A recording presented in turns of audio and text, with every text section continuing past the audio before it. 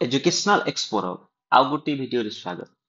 आज आम SSB TGT जो डिसेंबर सुधा बाय डिसेंबर तार जो नोटिफिकेशन आसबार अच्छी ता विषय आम कथा जो नोटिफिकेशन टी आसीबो ताहा एलटीआर जो प्रोसेस चली एलटीआर प्रोसेस सरिला परे एसएसबी टीजीटी ର नोटिफिकेशन आसीबो।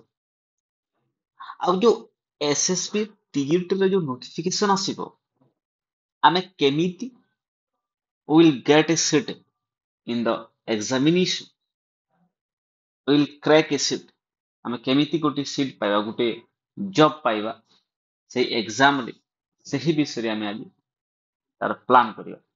ଯଦି ଆମେ ଦେଖିବା ତାହେଲେ କୌଣସି ଏକ୍ସାମ ଦେବା ଆଗରୁ ଆମେ ପ୍ରଥମେ ସିଲାବସ୍ କୁ ଭଲ ଭାବରେ ବୁଝିବା ଦରକାର। ସିଲାବସ୍ ରେ କୌଣସି ଚେପ୍ଟରରେ କଣ କଣ ରହିଛି ସେ ସମସ୍ତ ଜିନିଷ ନିଜକୁ ଭଲସେ ବୁଝିବାକୁ ପଡିବ। ଆଉ ସିଲାବସ୍ ହଉଛି କୌଣସି ଏକ୍ସାମ ର କି ଫ୍ୟାକ୍ଟର। ଏ ସିଲାବସ୍ କୁ ଆପଣଙ୍କୁ ଭଲସେ ବୁଝିବାକୁ ପଡିବ। ତ ଆମେ ଏଇ ଯୋଉ ସିଲାବସ୍ ଯୋଉ ଷ୍ଟ୍ରାଟେଜି ଯୋଉ ଡିସ୍କସନ କରିବା ପୂର୍ବରୁ ମୁଁ ଆପଣଙ୍କୁ କହିଦଉଛି ମୁଁ ନିଜେ ହାଇସ୍କୁଲ ଟିଚର ସହିତ ଓଏଭି ମଧ୍ୟ କ୍ୱାଲିଫାଏ କରିଛି, ଓଏଭି टीजीटी इंग्लिश।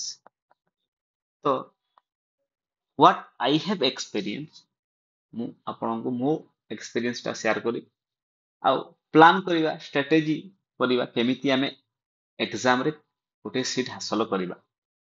ତ ଯଦି ଆମେ ଦେଖିବା ଏସଏସବି टीजीटी ର ଫାର୍ଷ୍ଟ ସିଲାବସ୍ କୁ ଆମେ ଭଲ ଭାବରେ ଦେଖିବା, ତାପରେ ନେକ୍ସଟ ଡିସ୍କସନ କରିବା ଯେ ସିଲାବସ୍ ଟା ଯଦି ଆମେ ଦେଖିବା ସିଲାବସ୍ ରେ କଣ ରହୁଛି। ଯୋଉ एसएसबी टीजीटी ରେ ଯୋଉ ସିଲାବସ୍ ଟା ରହିଛି ଏଥିରେ ଯୋଉ रिटन एग्जामिनेशन रहुची ताहा रहुची ऑब्जेक्टिव टाइप क्वेश्चन आसीबो। टोटल जो मार्क्स टोटल क्वेश्चन जो रहुची 100 क्वेश्चन, टोटल जो मार्क्स रहुची 150 मार्क, ड्यूरेशन रहुची 2 आवर्स और नेगेटिव मार्किंग रहुची 0.5। और जो टोटल जो 150 मार्क रहुची 100टा क्वेश्चन रे ता अर्थ गोटे क्वेश्चन पे 1.5 मार्क्स, गोटे क्वेश्चन पे 1.5 मार्क्स।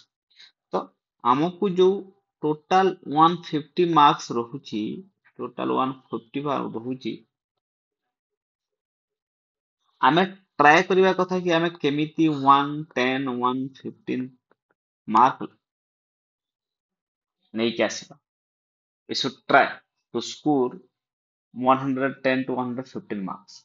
ताहेले आमे सेफ रहिबा, सेफ स्कोर।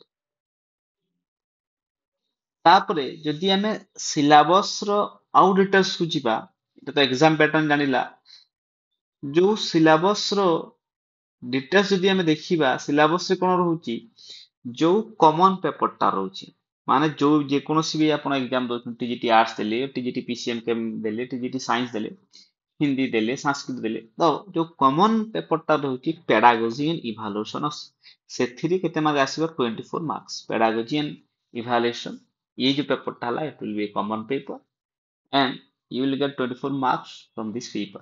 तो आमे जो पेपर टा अछि आपण 24 मार्क पाइबे। ता सहित टीजीटी आर्ट्स कोन होची, हिस्ट्री रु 13 मार्क पाइबे आपण, ज्योग्राफी रु 13 मार्क, पॉलिटिकल साइंस रु 12 मार्क, इकोनॉमिक्स रु 12 मार्क, इंग्लिश रु 13 मार्क, ओडिया रु 13 मार्क। टीजीटी पीसीएम रे सेमिति mathematics 26 mark, physics 25 marks, chemistry 25 marks, CBZ रे जेमिति chemistry 25 marks, botany 25 marks, zoology 26 marks. TGT Hindi रे 76 मार्क्स हिंदी रे रहउची।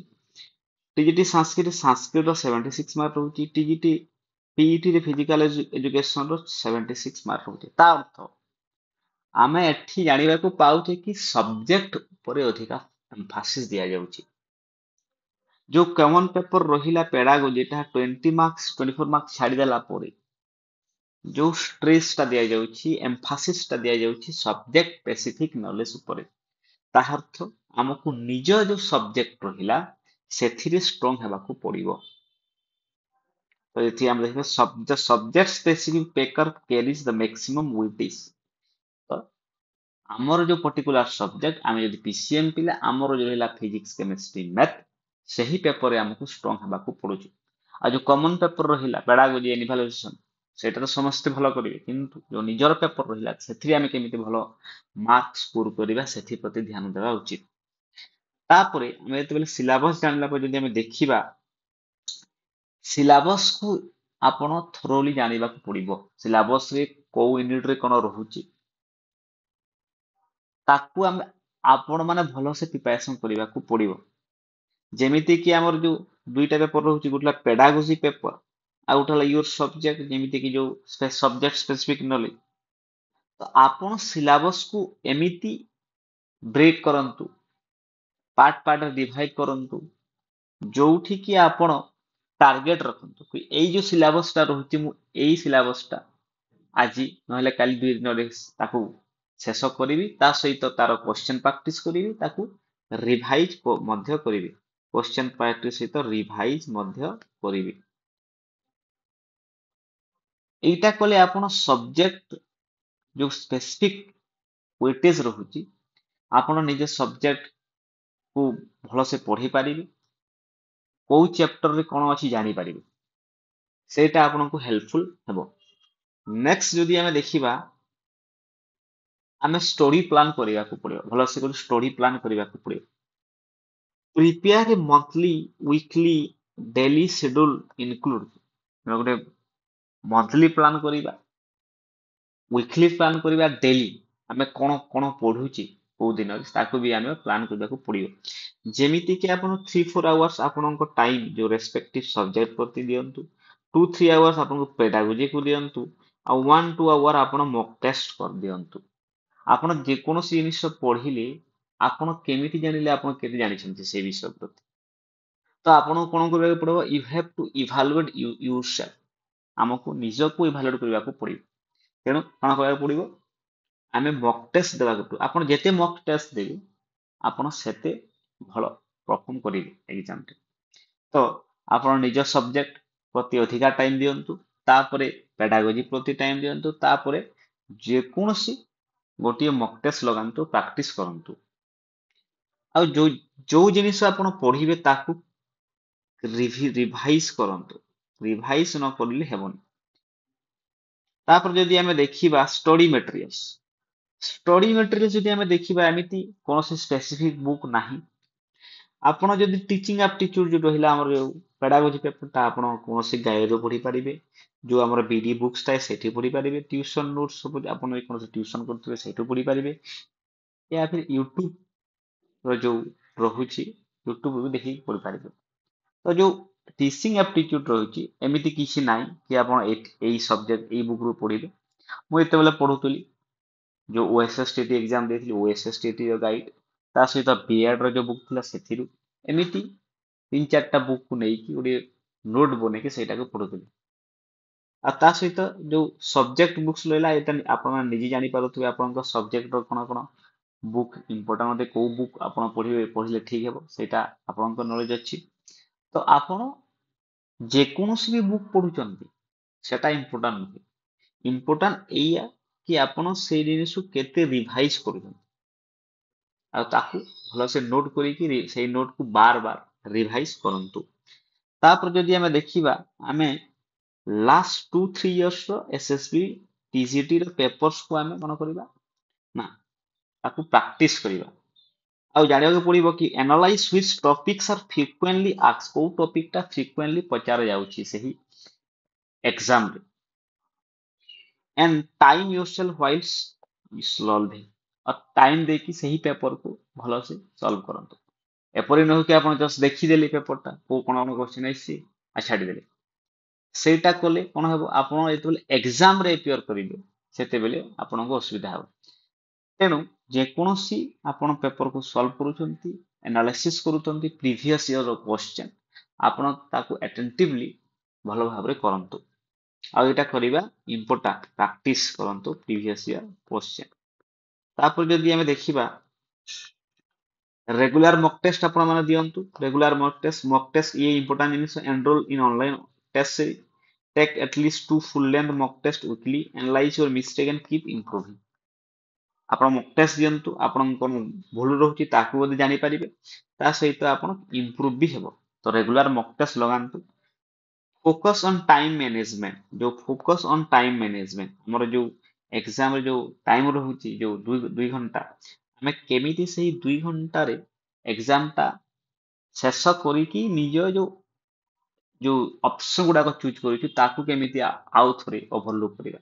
ତ ଡୋଣ୍ଟ ସ୍ପେଣ୍ଡ ମୋର ଦେନ୍ 1 minute ଅନ୍ କ୍ୱେଶ୍ଚନ। ଗୋଟିଏ କ୍ୱେଶ୍ଚନ 1 minute ज्यादा ଟାଇମ ଆପଣ ସ୍ପେଣ୍ଡ କରନ୍ତୁ ନାହିଁ। ଆଟେମ୍ପ୍ଟ ଇଜି କ୍ୱେଶ୍ଚନ ଫାଷ୍ଟ, ଦେନ୍ ଗो ଫର ଟପ୍ ୱାନ୍ସ। ଇଜି କ୍ୱେଶ୍ଚନ ଯୋଉ ରହୁଛି ତାକୁ ପ୍ରଥମେ ଆଟେମ୍ପ୍ଟ କରନ୍ତୁ, ତାପରେ top question. Keep 10 to 15 minutes for revision at the end.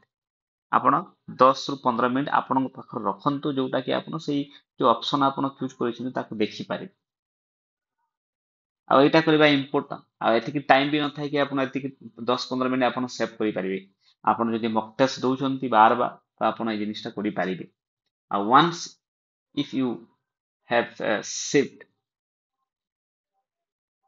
25 minutes, ତ ସେଇଟା ସରି 10 to 15 minutes, ସେଇଟା ଆପଣଙ୍କୁ ହିଁ ହେଲ୍ପ କରିବ। ତାପରେ ଯଦି ଆମେ ଦେଖିବା ସବଜେକ୍ଟ ସ୍ପେସିଫିକ ଟିପ୍ସ, ଦେନ୍ ଆପଣ 2-3ଟା ବୁକ୍ ରେ ହିଁ ରହନ୍ତୁ, ଷ୍ଟିକ୍ ରହନ୍ତୁ, ଆଉ ଭଲସେ ନୋଟ୍ କରିକି ଏକ୍ସାମରେ ରିଭାଇଜ କରିକି ଯାଆନ୍ତୁ। Revise regularly. ଆଉ ଯଦି ଆମେ ଦେଖିବା ଇମ୍ପ୍ରୁଭ ଟିଚିଂ ଆପ୍ଟିଚ୍ୟୁଡ ଯୋଉ ରହିଲା, ଯୋଉ pedagogy ପେପର, ସେଇଟା ଆପଣ କୌଣସି ଗାଇଡ, RST, CTET, OAS ଯୋଉ ଗାଇଡ ଗୁଡାକ ଅଛି ସେଠି ପଢିପାରିବେ। ଆପଣ ନିଜେ ବି ନୋଟ୍ ବନେଇକି ଆପଣ BD ପେପର ବି ପଢିପାରିବେ। ତାପରେ ଆମେ ଇମ୍ପୋର୍ଟାଣ୍ଟ ଯୋଉ ଡ୍ୟୁରେସନ ଅଫ ଏକ୍ସାମିନେସନ ରହୁଛି, maximum it will take 5 to 6 months। ଆମର ଯୋଉ ଏକ୍ସାମ ହେବା ପାଇଁ 5 ରୁ 6 ମାସ ଲାଗିଯାଉଛି। ତେଣୁ ସେଇ ଯୋଉ 5 ରୁ 6 ମାସ ଟାଇମ ରହିଲା, ଆପଣ କେମିତି କନସିଷ୍ଟେଣ୍ଟ ରହିବେ ଆଣ୍ଡ ମୋଟିଭେଟେଡ ଫିଲ୍ କରିବେ। Avoid distraction, social media, over thinking. Use pomodoro technique. Pomodoro technique କଣ ଅଟେ? ଆପଣ 2 ଘଣ୍ଟା ପାଠ ପଢିଲେ 5-10 ମିନିଟ୍ ରେଷ୍ଟ ନେବା କଥା, ଏଇଟା ନିଅନ୍ତୁ, ଆପଣ ଫ୍ରେଶ ଫିଲ୍ ହେବ। Stay healthy and 7 to 8 hours ପ୍ରତ୍ୟେକ ଦିନ ଆପଣ ଶୋଇବା କଥା ମଧ୍ୟ। ଆପଣ ଯେତେବେଳେ ଶୋଇବେ ଭଲସେ, ଆପଣ ମେମୋରାଇଜ ପାୱାରଟା କଣ ରହିବ, ଜାଦା ରହିବ, ଆପଣ ଫ୍ରେଶ ଫିଲ୍ କରିବେ। ତାପରେ ଯଦି ଦେଖିବା ଆମେ ଡକୁମେଣ୍ଟସ ସବୁ ଯୋଉ ଭେରିଫିକେସନ ରହିବ, ଆପଣ ଡକୁମେଣ୍ଟସକୁ ରେଡି ରଖନ୍ତୁ ଆଉ ଅର୍ଗାନାଇଜ କରିକି ରଖନ୍ତୁ। ଆଉ ଯୋଉ ବୋନସ ଟିପ୍ କଥା ଯଦି ଆମେ କହିବା, SSBT ଯୋଉ ଟେଲିଗ୍ରାମ ହ୍ୱାଟ୍ସଆପ ଗ୍ରୁପ ରହୁଛି, ସେଥିରେ ଆପଣ ଅଭ୍ୟାସ ମେଟେରିଆଲ ପାଇପାରିବେ। ଆଉ ଆପଣ ସାଙ୍ଗମାନଙ୍କ ସହିତ ଡିସ୍କସ୍ ଯଦି ହେଇପାରୁଛି କରନ୍ତୁ, ସେଇଟା ବି ଆପଣଙ୍କର କ୍ୱେଶ୍ଚନକୁ ମାନେ ମନେ ରଖିବାକୁ ହେଲ୍ପ ହୁଏ। Avoid cramming a day before exam, only revise key notes। ଏକ୍ସାମର ଆଗ ଦିନ ମୁଁ ସବୁ ପଢିଦେବି, ସେଇଟା କେବେ କରନ୍ତୁ ନାହିଁ। ଆପଣ ଆଗରୁ ପଢିକି ଏକ୍ସାମର ଆଗ ଦିନ କେମିତି ନୋଟ୍ ରିଭାଇଜ କରିକି ଆପଣ ଏକ୍ସାମ ଦେବା ପାଇଁ ଯିବେ, ସେ ଷ୍ଟ୍ରେସ୍ ଫ୍ରି ହେଇକି ଯାଆନ୍ତୁ। ତ ଏଇଟା ଥିଲା ମୋ ପ୍ଲାନ୍, ମୁଁ କଣ କରୁଥିଲି। ତ ଆପଣ ସେଇଟା କରିକି ଏକ୍ସାମ ଦିଅନ୍ତୁ ଭଲସେ, ଆଉ ଗୋଟେ ଜବ୍ ହାସଲ କରନ୍ତୁ। ଏଥିସହିତ ଆପଣ ଏଇ ଭିଡ଼ିଓ ଦେଖିଥିବାରୁ ଆପଣମାନଙ୍କୁ ଧନ୍ୟବାଦ। ତା ସହିତ ଚ୍ୟାନେଲକୁ ସବସ୍କ୍ରାଇବ ଆଣ୍ଡ ଲାଇକ୍।